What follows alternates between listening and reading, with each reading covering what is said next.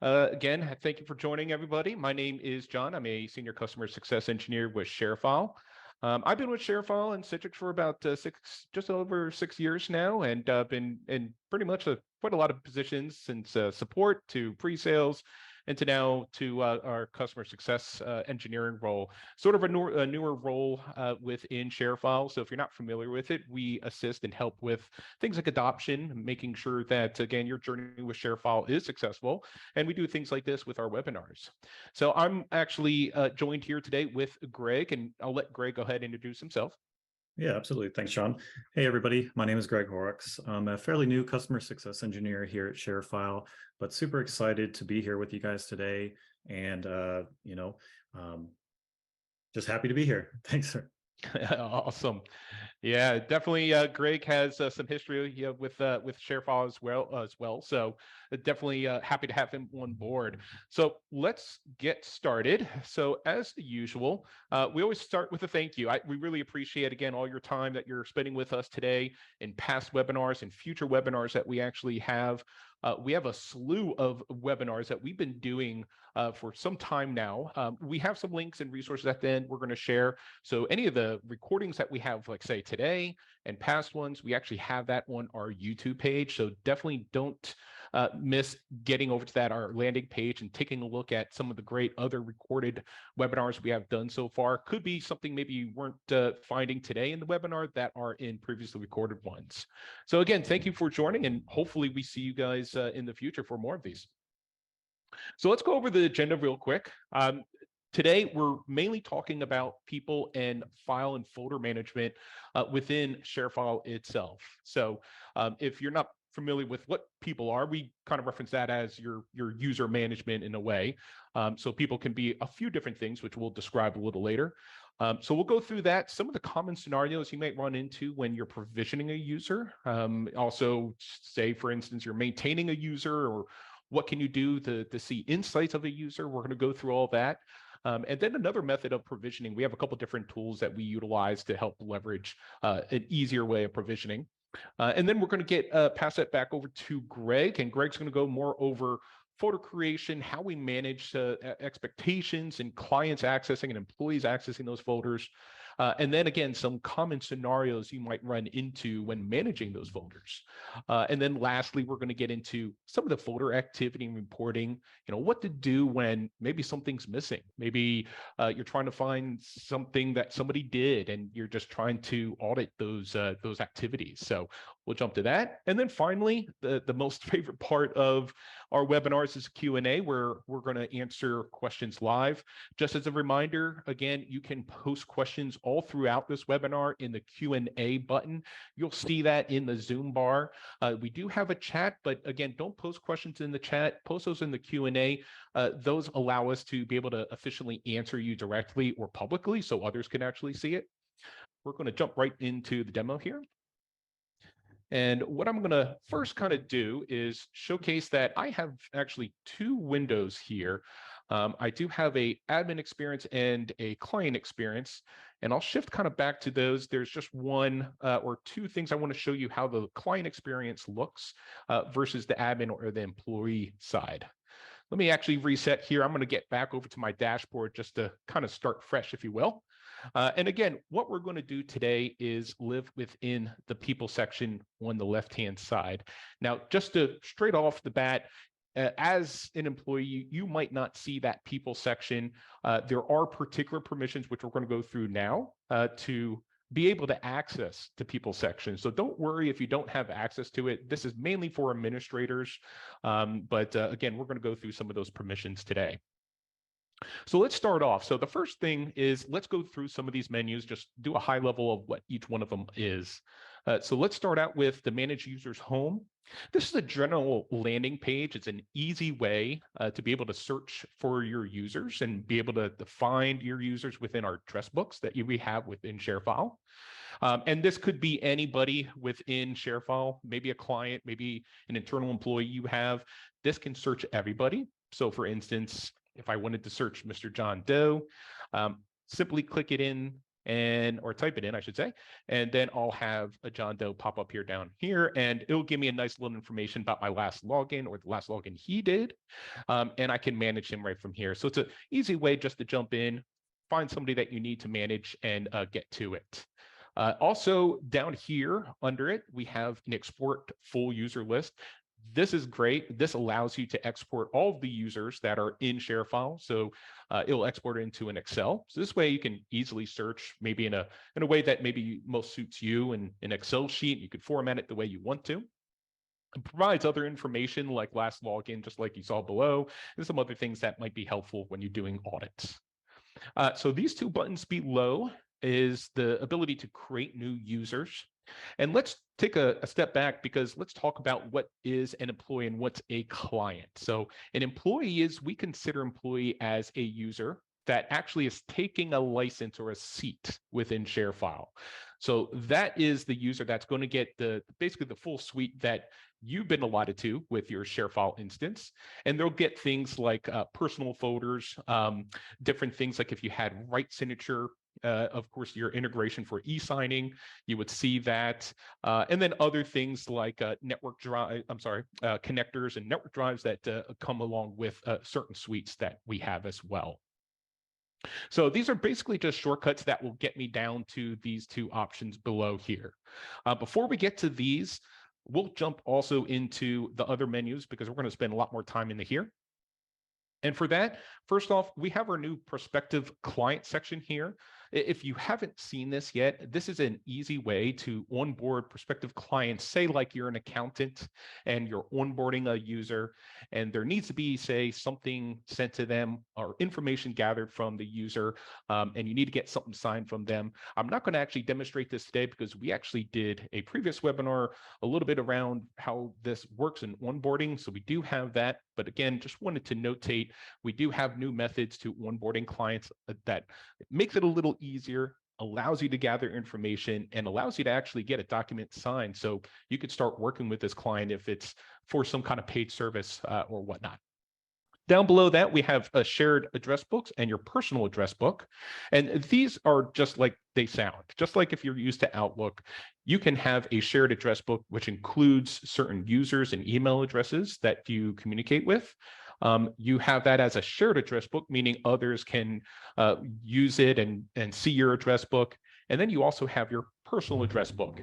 And again, those are typically just ones that you have that you're constantly, say, contacting or sharing or collaborating with within ShareFile itself.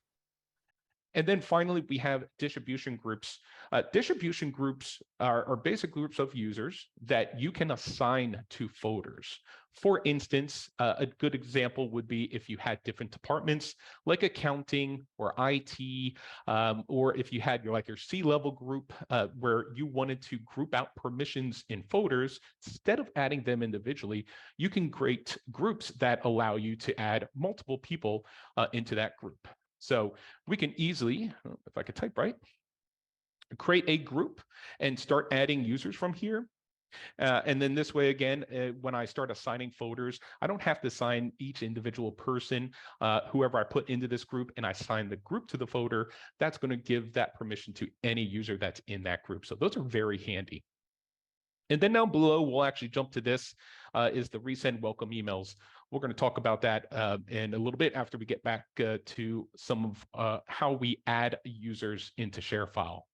So let's jump into it. So again, an employee is a licensed user. Again, they are the people that are going to be mainly getting all the different features within ShareFile.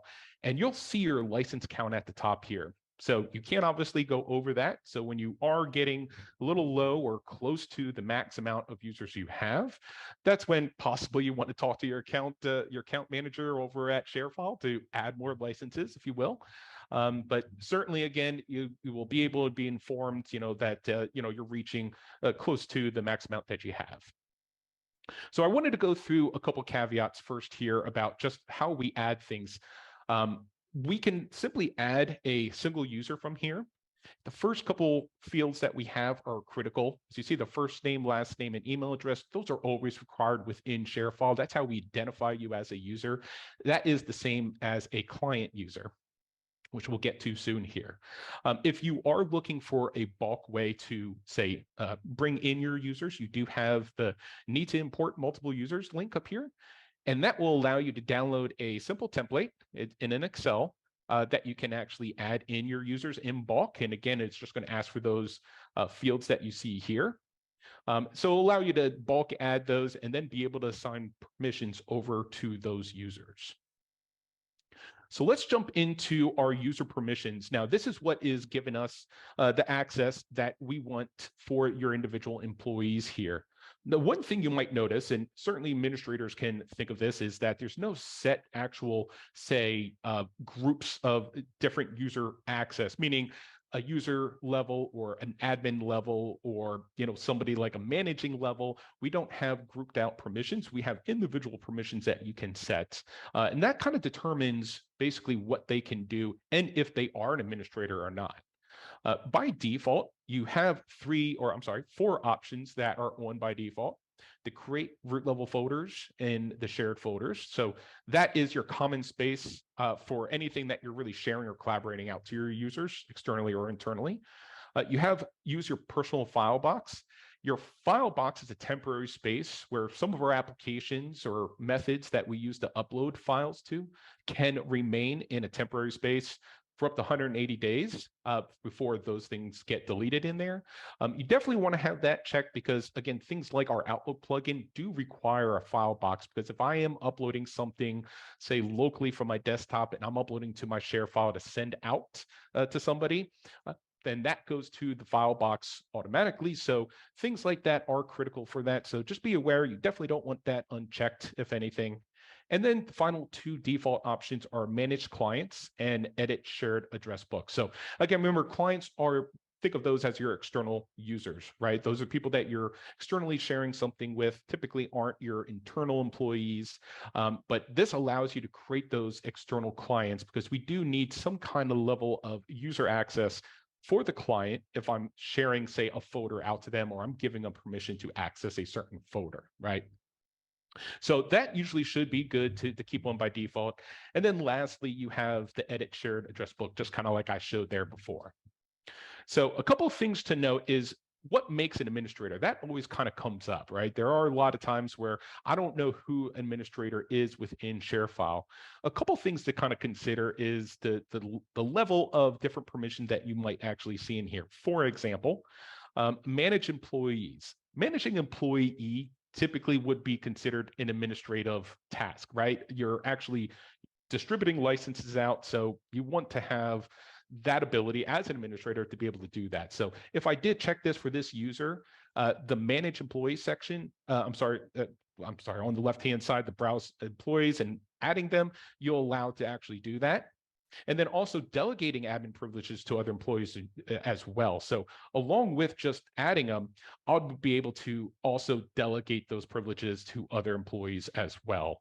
So as you kind of further come down the list here, most of these other actions include different settings within ShareFile that you can, of course, change or make changes to.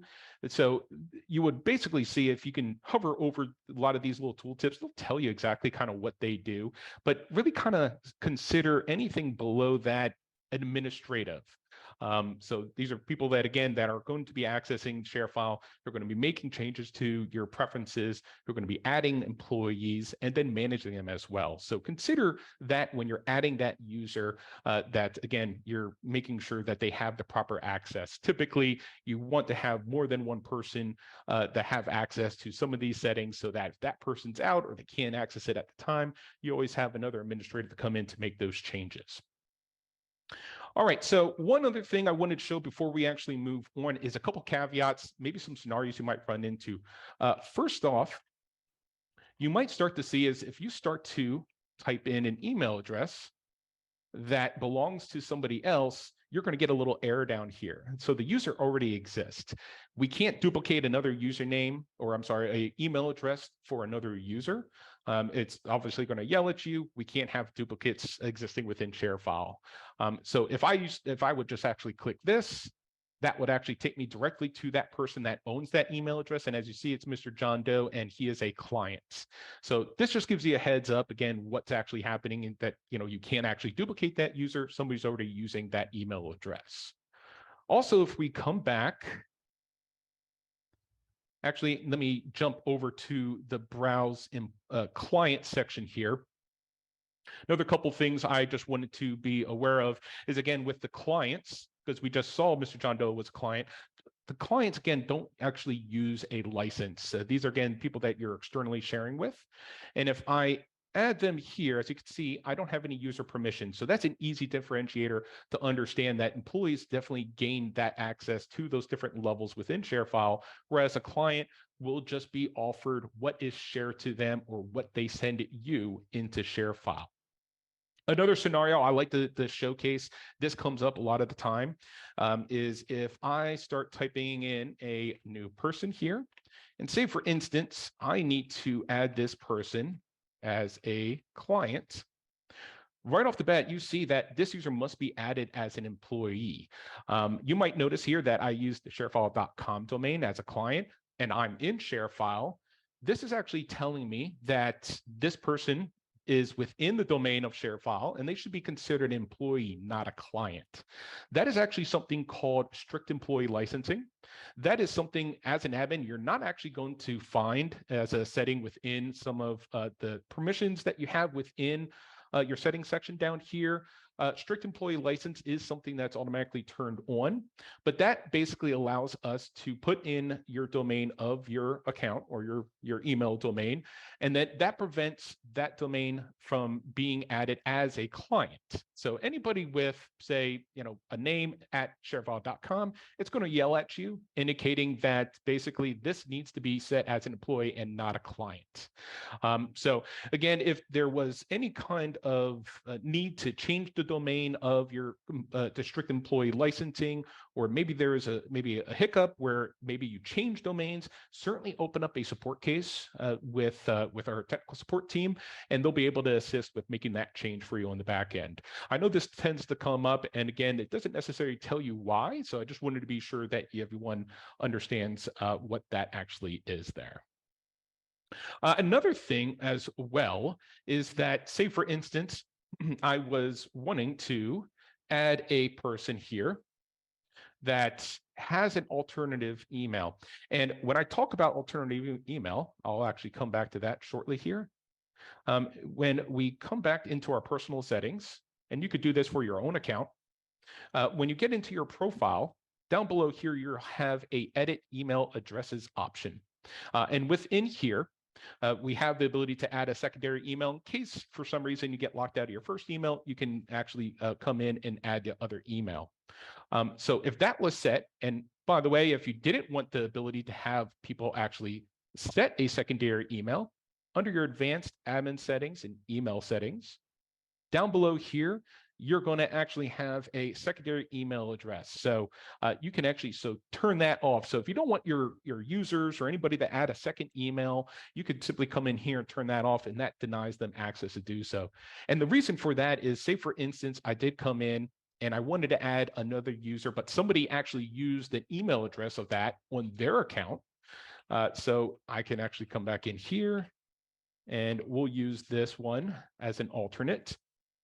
This won't allow me to actually use that. I think I have a space there. It won't allow me to use that, but what will happen is when I try to, it'll say that it's actually used by somebody else. And with that, you will actually get an email similar to this, indicating that basically my account wants to use this as an alternative, but it looks like somebody else was using it, and basically it allows them to get an email for who owns that email address to say that we're trying to use that as one of our emails. So just be wary of that. It's another scenario that does kind of come into play when somebody does use an alternative email and they use an email that you want to use. You will get an email, and also the person that owns that email will get it, so they can change that on their side. So just be aware of that. All right. So one additional thing I would like to actually show as well, another caveat, is when we are talking about different, of course, access to our clients, managing clients and managing users. One thing I do hear quite a lot is when I do have managed clients enabled here, and I have this for that person should be able to manage clients within this section here, right? I can add, of course, a client, just like you saw me do. But a lot of the times people have issues where they can't delete the client.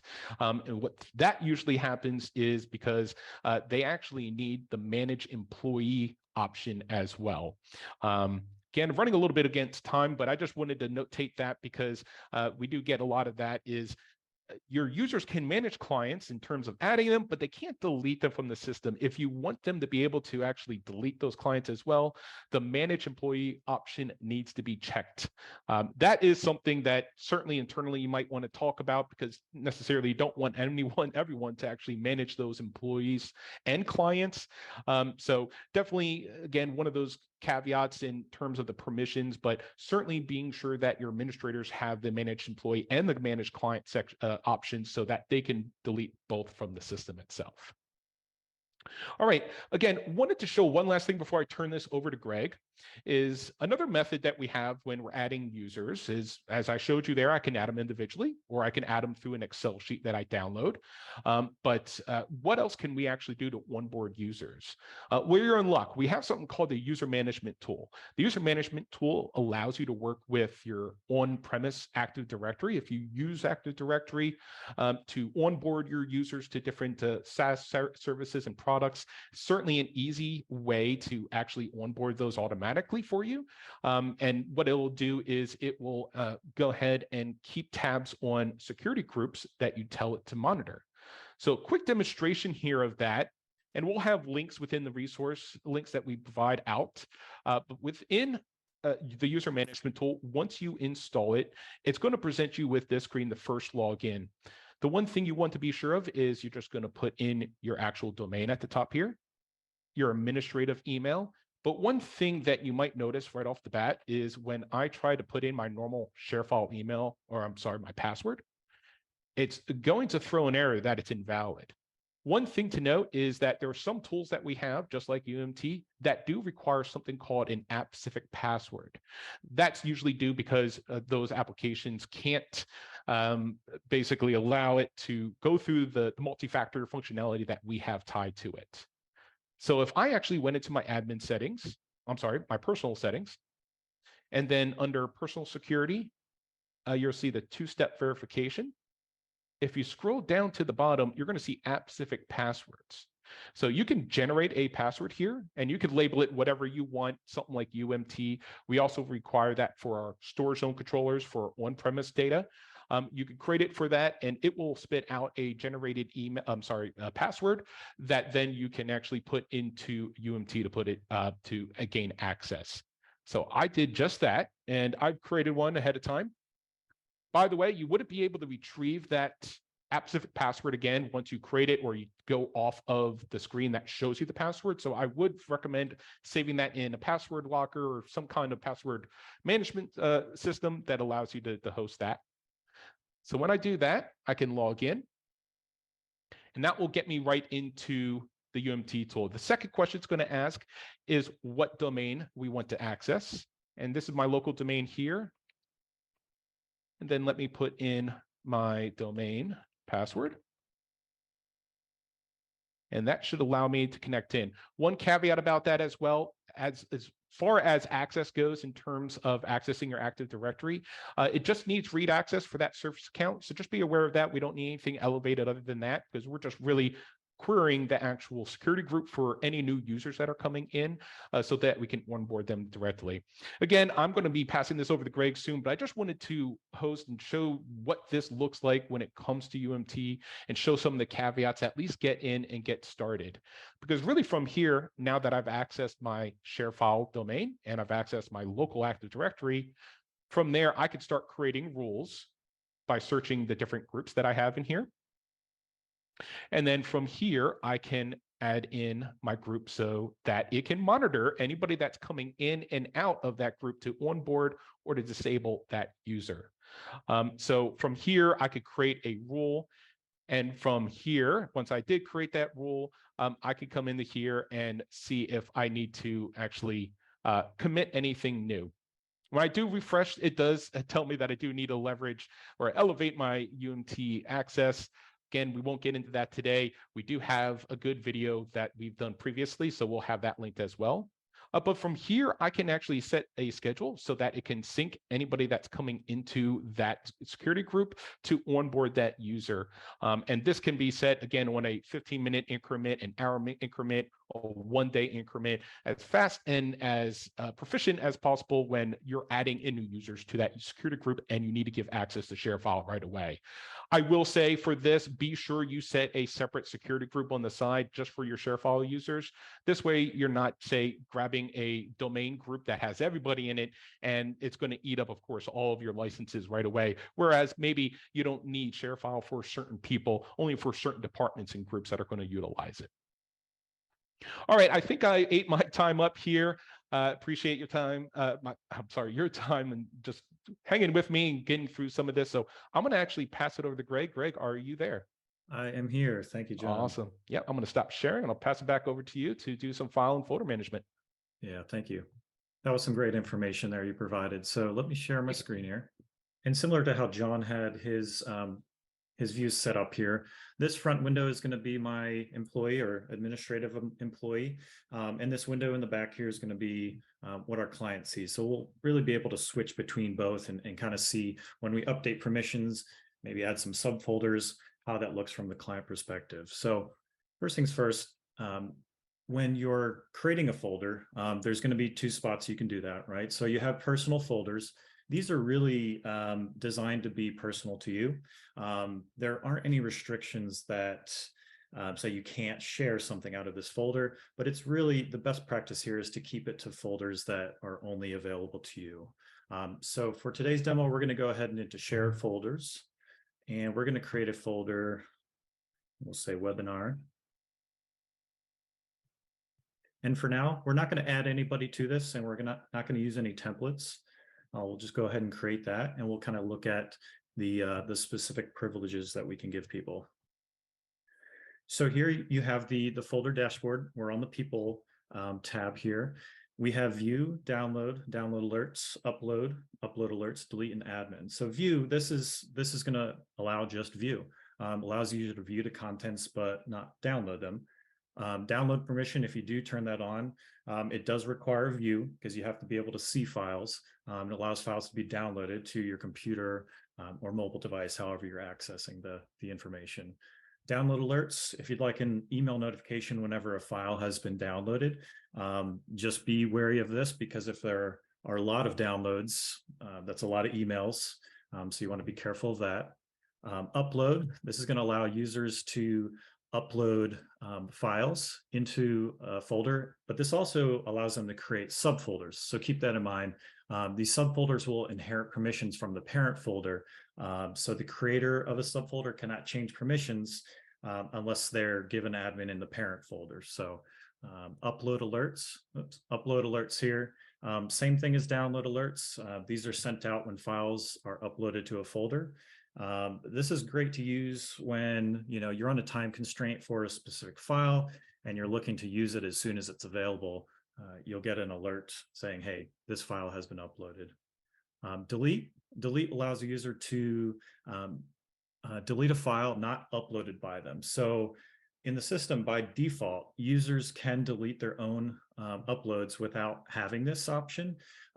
If you'd like that change to where you don't want people to be able to delete the files they uploaded, you can reach out to support and they can work with you on that to enable that option on your account. So one thing I wanted to highlight here, if you enable delete, you must allow download. So delete requires download. You don't have to have download to delete. I'm sorry, it's the other way around. You don't have to have delete to download, but if you want somebody to be able to delete files, download must be checked. And when we actually go to, let me add a client user here. I'll kind of show you what that looks like, because this is something that actually comes up in support. So we'll add client Greg. And so if we turn off download and we check delete, you can see here that download was selected. So if you were to come in here and uncheck download and save that and refresh this,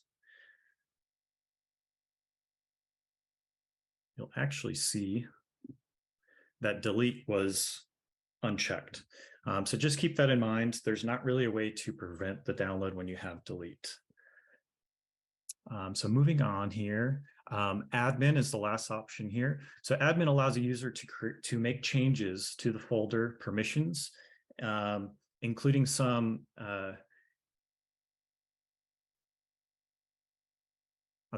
this allows a user to make changes to the folder permissions. So things like folder expiration date, file retention policy, file versioning, sort order, and folder templates. Storage zone is not going to be one that's always available to a client user. That's going to be a very specific permission, only reserved for employee users that have that specific capability there. All right, so we'll actually keep client Greg as an admin here. And just switching over to the client Greg, we'll refresh here and see that he should have that webinar folder. So now I set this client as a admin, so they do have the more options. They can edit the advanced settings here. All right. So moving on here, we're going to look at applying permissions to subfolders. So within ShareFile, subfolders can be created by a user with upload permission. So we're going to actually go in here and create a folder as a client.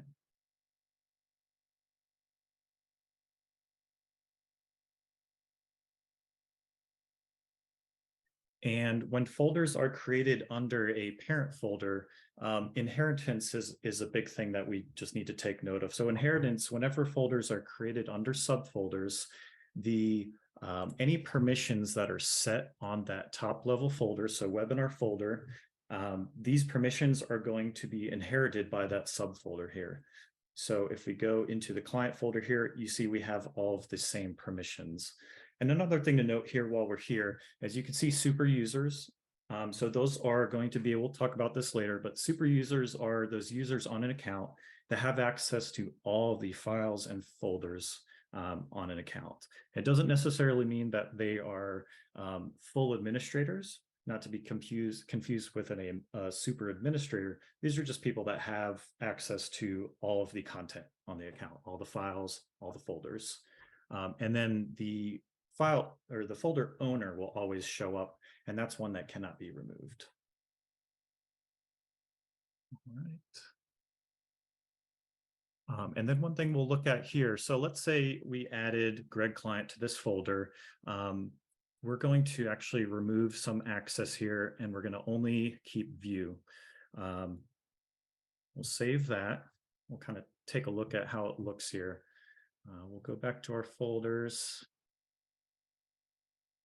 And so now the client Greg has no access to add a folder. Really, all they can do is look to see what's in there, right? So let's say we wanted to update that, and let's say we had a lot of subfolders underneath that folder, and we're like, you know what, I don't want to go into every one and update his permissions. We really want him to be able to upload files into anything under this particular client folder. So one thing we do have here is apply permissions to subfolders option.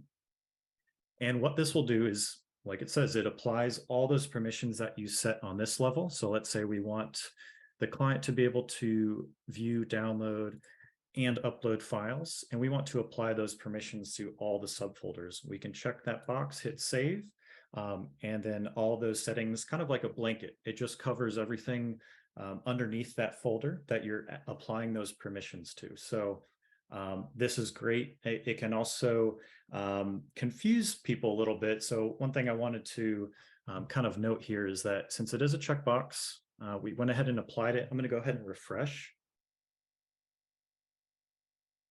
And you'll see that the apply permissions to subfolders is unchecked. So just keep that in mind when you're using this option. It's really just kind of a one-time apply permissions to subfolders, and then you just move on. It's not going to stay checked.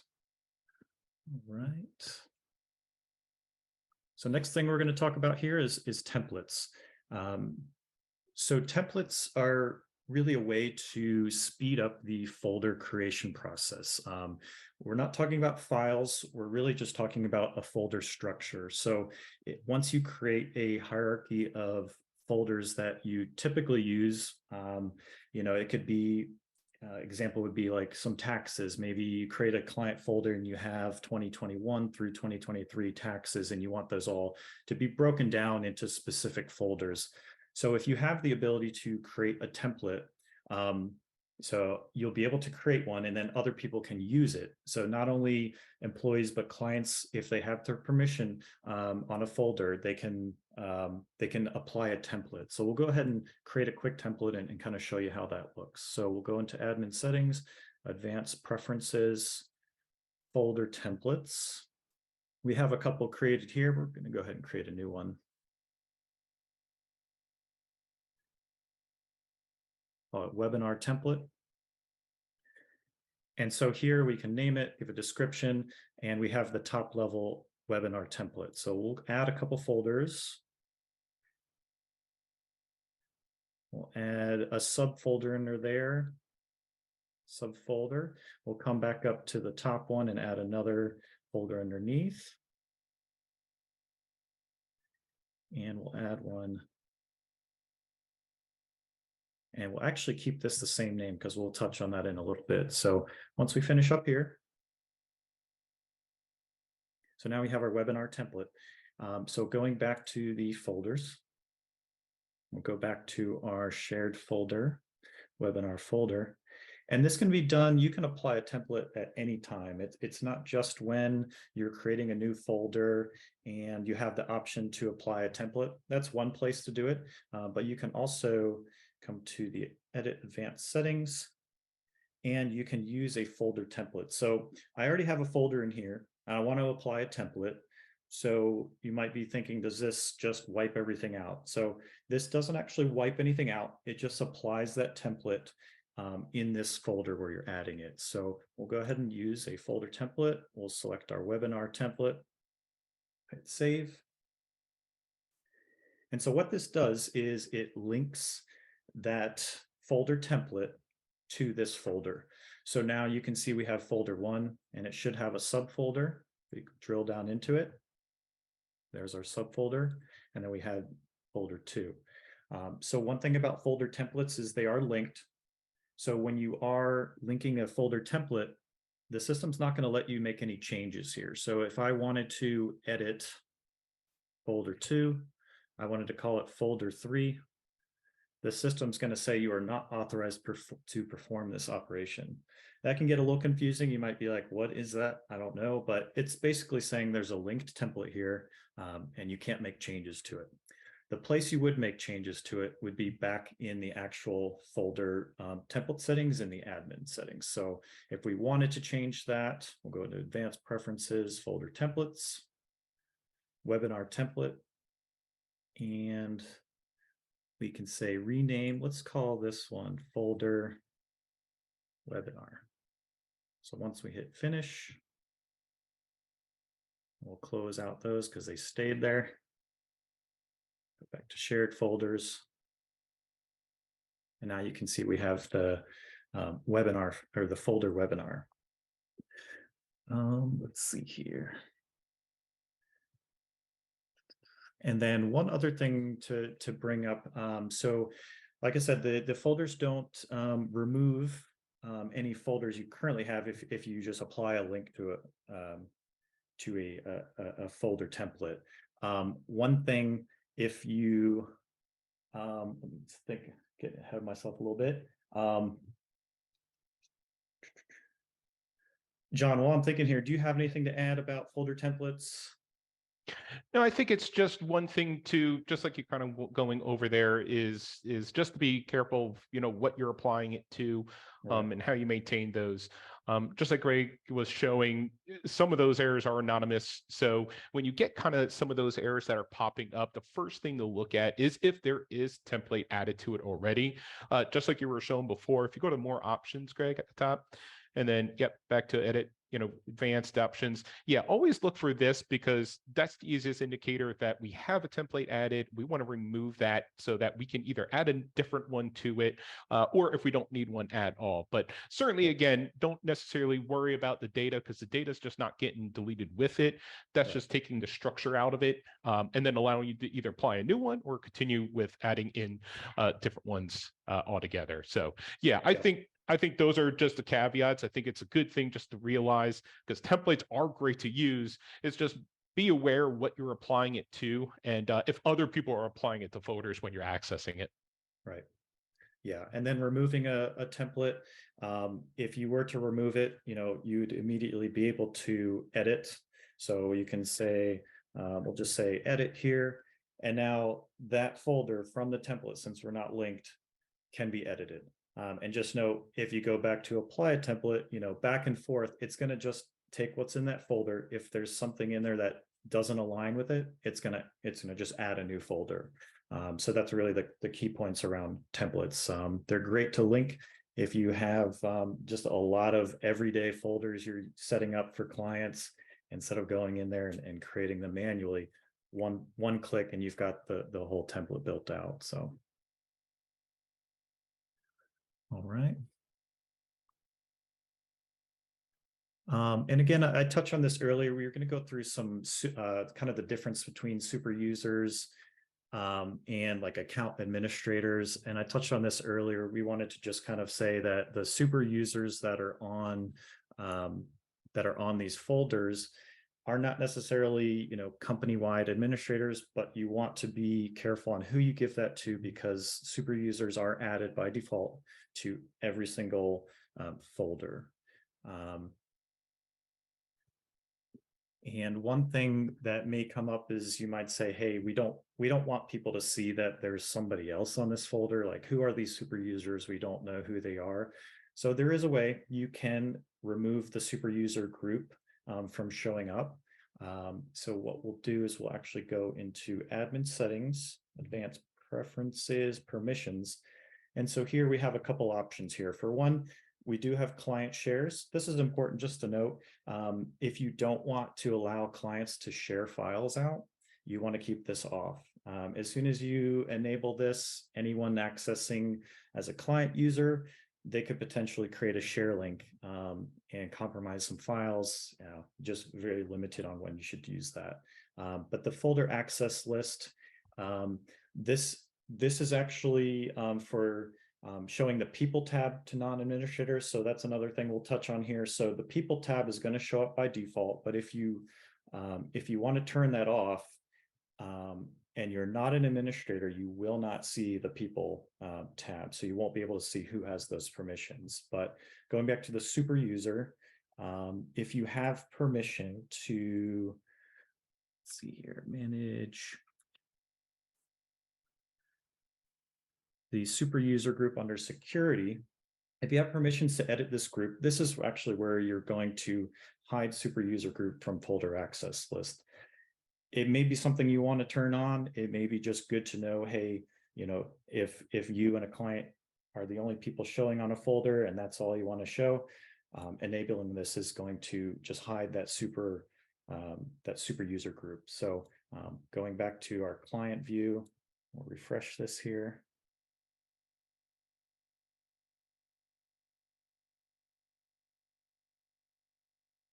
And we'll go down into the client folder. And now you can see we don't even see at this point, we don't see the people tab. So moving on here. Yeah, Greg, I think we're almost coming up to time, but I think one good thing maybe the show is just when a client does have access and say they do have admin or delete access, what happens to that file? Because as a client, they don't have a recycle bin. So remember, we all employees do get a recycle bin. So if you delete something, you'll have a recycle bin, just like you have like in Windows and Macs. But if a client has delete access to a folder, since a client doesn't have a recycle bin, what does that look like? And maybe also show quickly just the activity reports that we can actually run to showcase that. Sure, absolutely. Yeah, so what we'll do is we'll take the client Greg here. We'll give him admin. And we will, let's see here. So let's just create a document here. So we've got a test document here. Yeah, so the recycle bin is one of those things that's exclusive to employee users. So clients will not have a recycle bin. If they go to delete something, it will disappear, but they won't be able to kind of see where it went or to recover it. So what we'll do here is we'll go ahead and did we give access to this? Let's take a look. They do have delete in the webinar folder. Maybe because it's open. So we do have the delete option here. So we'll go ahead and delete it. So one thing a admin has on the folder is going to be view activity log. So this is specific to that folder here. And if they have access to other folders as administrator, they also can change it. But for this instance, we're going to actually just stay on this activity log. So here we can see that at 148, the delete file for user G client took place. And what will happen is that recycle bin, actually, let's go back.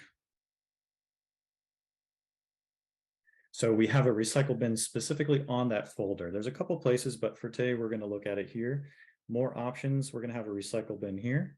And you can see that test doc was put here. So if we needed to restore something, we could go and restore it from there. But it's good to highlight that the activity log here will show kind of everything that's happening from people downloading files, uploading to deletes. So that's a really good thing to note here as an administrator on that folder. Is there anything else, John, you could think of we could touch on? Actually, one thing that I'm thinking about, so along the lines of folder activity log, we do have reporting, which is a little bit different. So if you have the specific company-wide reporting, that's going to not only allow you to bring up folder activity, but also run reports, whether it's a one-time report or recurring reports. We'll go here to reporting under company account info. And these are just going to give you a lot more granular views into what's going on with the entire ShareFile account. So creating a report, you could do anything from usage, access, requests, things that are getting shared out. So those users that have this reporting is going to be a little bit different than that actual reporting that is specific to folders. So just to let you know that. All right. I think we might have some time for some Q&A. Yeah, Delia, we'll go back to you, and maybe since we're on Greg's, we can have him answer a couple, and then we can pass it to me, or we'll see what kind of questions are. Sure. All right, great job, you guys. I mean, it just flowed so well. So we're getting some questions. I mean, it varies for sure. We've got people who want to learn more about Write Signature. We have people who want to learn more about, how to manage a file, how to share it out, the security behind it, and then also those that would like to see, when you are a super user, how do you access another person's personal folder or their messages or their inbox, file box, all that stuff. So it really varies. I mean, we've got so many amazing questions, but we'll definitely try to answer a few now. Sure. So what piques your interest, John, Greg? The super user one, let me take a look. I don't know if we are in the super user. I can go ahead and add myself.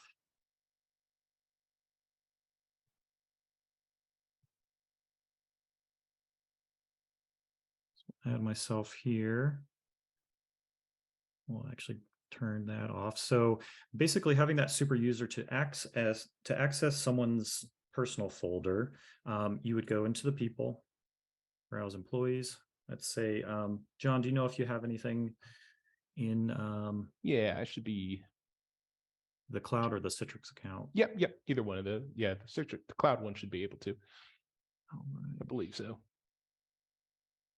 So one thing here, we can look at view files and folders. And this option here, access users content, what's your under here, is going to be where you can view their personal folder. And then also you can look at activity logs, you can generate an Excel report, you can give it a date range. It really gets granular onto what exactly you want to see in regards to that user. And then you can also see sent messages here as well. Yeah, and I don't believe I have anything in the personal folder Personal. section there. Yep. Yeah, So if there's nothing in there, you just won't see it. There's some questions about removing access, right? So it's like this question here, what is the best option to remove client access from a shared folder? And then it says, ideally, I would like to put an expiration date to the folder. Clients need to upload data. I think a link is not an option.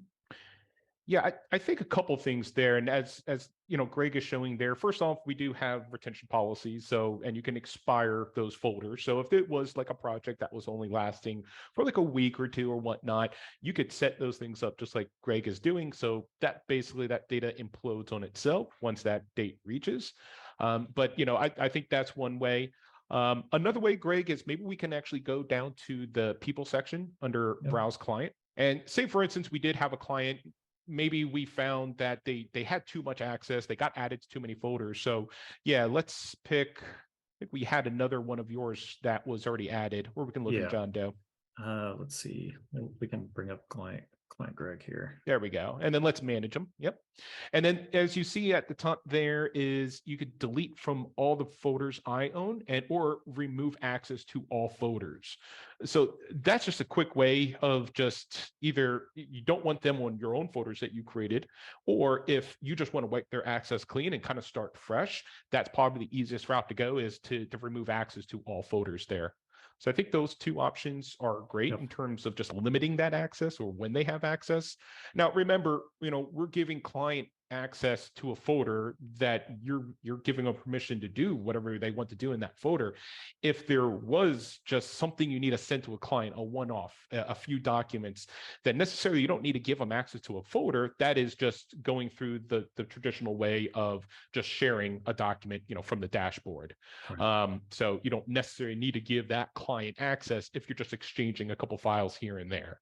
So I think that's a good point too, is remember ShareFile has that folder access level, but also we can independently just share things with the user without giving them that folder access. And one thing I'll mention too that we just won't really get time today to really go into detail about is if you have duplicate folders that you're sharing out, you cannot create folders in the same folder with the same name. I know that sounds very confusing, but if you have subfolders with similar or the exact name as a folder that's higher up, and you share both those folders out to a client, they would see both folders, but actually the first one that was created would show the folder name, and the next one that has the same name will actually show the path to that folder. So it'll show the top level, you know, in this instance, it would say webinar folder, and then the folder name. So that's kind of what would happen if you had duplicate folders that you're sharing out. That's a really good point. And to go with that, Greg, you know, it's just being conscious of what you're labeling your folders. Because, you know, if you do have that duplicate situation, then they're going to see that folder tree. So, but you may see this a lot, you know, if you're using templates, right? If you're creating a lot of folders with the same name, you know, and you're start sharing out folders within that folder tree, and those are same names, they're going to see that full path most likely, unless you start sharing from, you know, the top level folder where maybe you have the client's name there. So just be cognizant of how you're setting up these folders and which folders you're sharing out. If it's a generic name, chances are you probably have another folder with that same name that client has access to. So just keep that in mind.